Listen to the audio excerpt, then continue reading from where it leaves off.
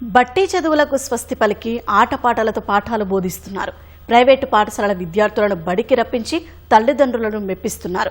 లెక్కలంటే భయపడే చిన్నారులకు వినూత్న పద్ధతిలో పాఠాలు చెబుతున్నారు. డిజిటల్ విద్యను అమలు చేస్తూ పిల్లల భవిష్యత్తును తీర్చిదిద్దుతున్నారు. విద్యార్థులకు సామాజిక అంశాలు, కళలపై అవగాహన కల్పిస్తూ ఆదర్శంగా నిలుస్తున్నారు. కామారెడ్డి జిల్లా గంగాధర పాఠశాలకు చెందిన ప్రధాన ఉపాధ్యాయురాలు భవానీ. ఆ వైవిధ్య బోధనే ఆమెను జాతీయ ఉత్తమ ఉపాధ్యాయ అవార్డుకు ఎంపిక చేసింది.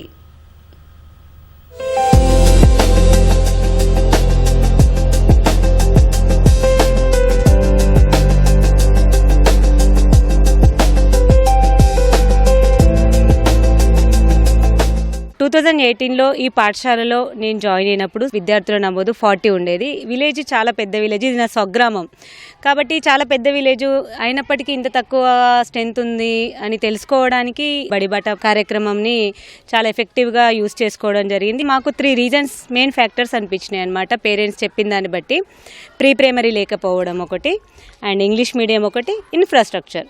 ఇవి 3 లేకపోవడం వల్ల మాకు మా పిల్లల్ని అందులో జాయిన్ చేయడం ఇష్టం లేదని చెప్పడం జరిగింది. విన్నారుగా ఈ టీచర్ అమ్మ మాటలు. విధులు నిర్వర్తించడమే కాకుండా విద్యార్థుల భవిత కోసం ఓ అడుగు ముందుకేశారు. పాఠాలు చెప్పడమే కాకుండా ఆ బడిలో సమస్యలు గ్రహించి వాటి నిర్మూలనకు కృషి చేశారు. ఈమె గురువే కాదు, విద్యార్థులకు అమ్మ కూడా. ప్రస్తుతం కామారెడ్డి జిల్లా గాంధారి బాలికల ప్రభుత్వ పాఠశాలలో హెచ్ఎంగా విధులు నిర్వర్తిస్తున్నారు భవానీ.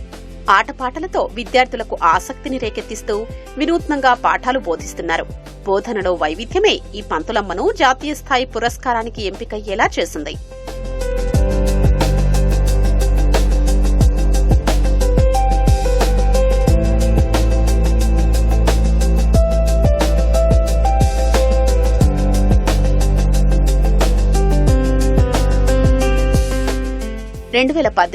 గాంధారి పాఠశాలకు బదిలీపై వచ్చారు భవానీ.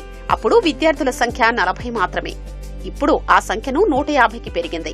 ఇందుకోసం ప్రీ ప్రైమరీ విద్యను తీసుకొచ్చారు. చదువు పట్ల విద్యార్థులకు ఆసక్తి పెంచేందుకు యూట్యూబ్ ఛానల్ ప్రారంభించారు. చిన్న పిల్లలకు చదువు చెప్పాలంటే అమ్మగా మారాల్సిందే అంటున్నారు ఈ ఉపాధ్యాయురాలు. 2022లో ప్రీ ప్రైమరీ ఎడ్యుకేషన్ ని స్టార్ట్ చేశాము. కానీ అంత చిన్న పిల్లల్ని మేనేజ్ చేయడం అనేది చాలా కష్టం. చిన్న పిల్లలు అప్పుడే అమ్మ నాన్నని వదిలి వస్తారు. అప్పటి వరకు వాళ్ళకి ఇంకొక ప్రపంచం అనేది తెలియదు. ఇల్లే ప్రపంచము, అమ్మనే ప్రపంచం. సో వాళ్ళని మరిపించాలంటే మనం ఒక అమ్మ పాత్ర. ఇంకా నేను డైలీ స్కూల్కి వెళ్తాము అన్నట్టు చిన్న చిన్న పిల్లలు కూడా స్కూల్కి రావడం అనేది జరిగింది. తర్వాత వీళ్ళని మేనేజ్ చేయడం కోసము play way based method, joyful learning అనేటివి ఇక్కడ మేము ఎక్కువ చైల్డ్ సెంట్రిక్ పెడగాజీసే యూజ్ చేస్తున్నాం. అంటే మనం ఏ లెసన్ చెప్పాలనుకున్నా పిల్లలకు అర్థమయ్యే రీతిలో, పిల్లలకి ఆటలు పాటలు కథలు అంటే చాలా ఇష్టం. సో వాటినే బేస్ చేసుకొని ఏది చెప్పాలనుకున్న ఒక ఆటలా, పాటలాగా, ఒక కథలాగా చెప్పడం వల్ల పిల్లలు చాలా ఈజీగా నేర్చుకోవడంతో పాటు ఎక్కువ రోజులు కూడా గుర్తుపెట్టుకోవడం అనేది జరిగిందనమాట.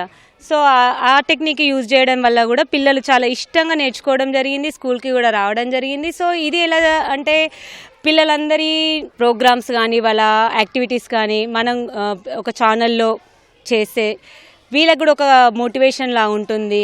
అండ్ గవర్నమెంట్ స్కూల్స్ పైన కూడా ఒక మంచి ఒపీనియన్ వస్తుంది అన్న ఇంటెన్షన్తో మేము ఒక ఎడ్యుకేషన్ ఛానల్ స్టార్ట్ చేశాము. భవానీ కృషికి గాను తెలంగాణ ప్రభుత్వం గతేడాది ఉత్తమ ఉపాధ్యాయ అవార్డుతో సత్కరించింది.